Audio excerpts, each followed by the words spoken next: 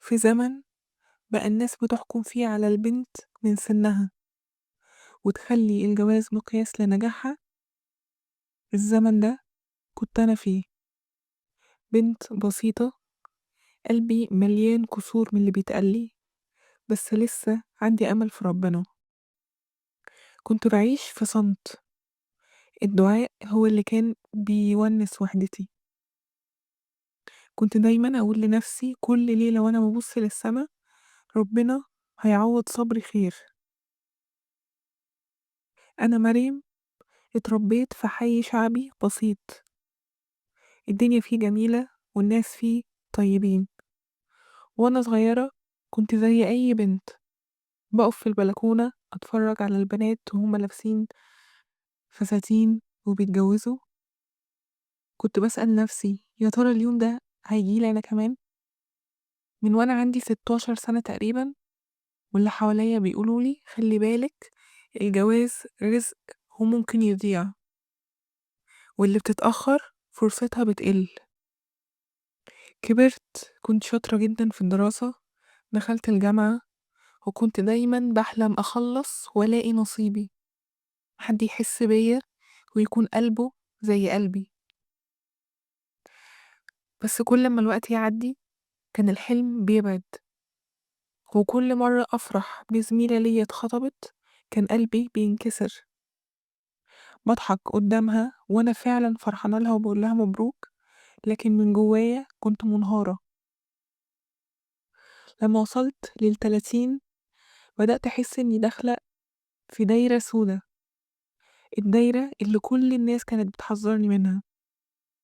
كل مناسبة كنت بروحها كانت عذاب، لازم يتقال السؤال التقليدي: لسه؟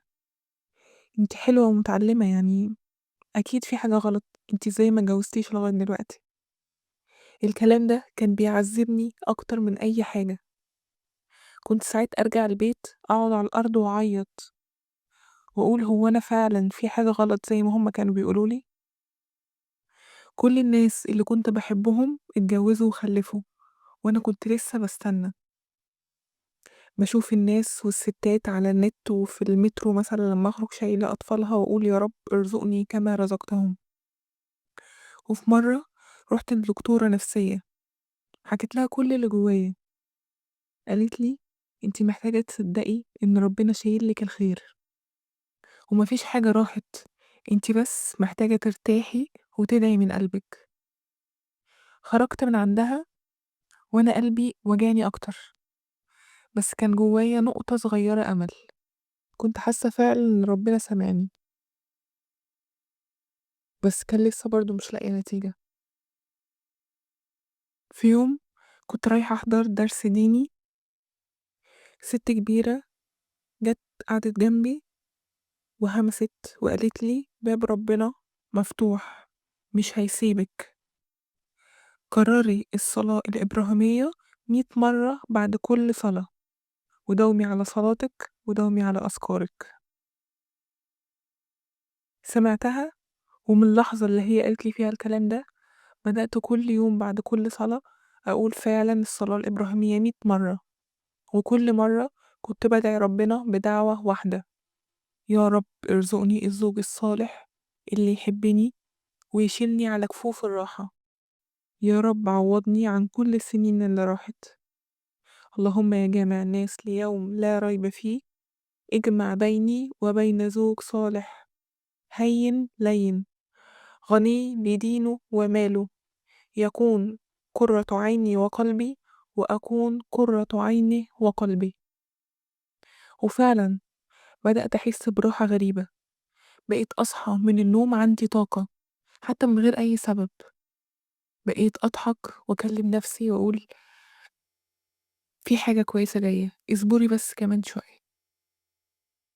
وفي يوم كنت طالعة أحضر درس ديني في جامع جنب بيتنا، بعد الدرس واحدة ست كبيرة جاتلي وقالت لي أنا في واحد ابن أختي شاب كويس جدا اشتغل برا ورجع من السفر عشان يستقر. ساعتها ضحكت وسكت، قلت لنفسي عادي، مش أول مرة ومش أول حد يعرض، وفي الآخر برضو الموضوع مش هيكمل.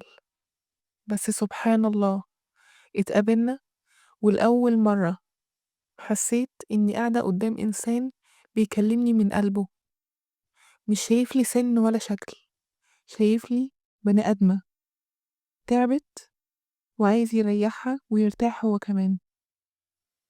قالي أنا دعيت الدعوة دي من سنين، إن ألاقي واحدة تكون ست بيت قلبها طيب صبورة، وانتي دعائي اللي كنت بدعي بيه ربنا.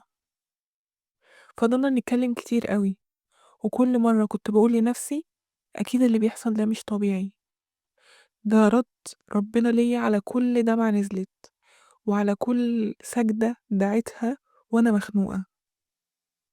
بعد شهور بسيطة اتخطبنا، وشهور تانية واتجوزنا، ومن يومها وأنا كل ما أبص في وشه بحمد ربنا. لو انتي بتسمعيني دلوقتي وقلبك موجوع زي ما كان قلبي موجوع، عايزاكي تصدقيني، ربنا عمره ما بينسى، وعمره ما بيكسر حد لجأله. السنين اللي فاتت كانت امتحان، وأنا نجحت لما سبت كل حاجة واتكلت على ربنا، ثم الصلاة الإبراهيمية، لما سلمت قلبي بين إيدين ربنا. ربنا كان سامع دعايا، بس الصلاة الإبراهيمية عجلت كتير قوي بالدعاء ده. النهاردة أنا عايشة أجمل أيام حياتي، مش عشان اتجوزت بس، لكن عشان قلبي بقى مرتاح، عشان حسيت إن ربنا كان شايلي الحاجة الحلوة في الوقت الصح. وانت كمان لو فضلتي تدعي بنفس الإصرار واتكلتي على ربنا أولا، فالدعاء إن شاء الله جاي، وفتحتي باب الصلاة الإبراهيمية، فده هيعجل كتير قوي من استقبال الدعاء. هتشوفي الحاجة اللي تخليكي تتعجبي، وهتعرفي إنك كنتي بس محتاجة تثبتي وتصبري.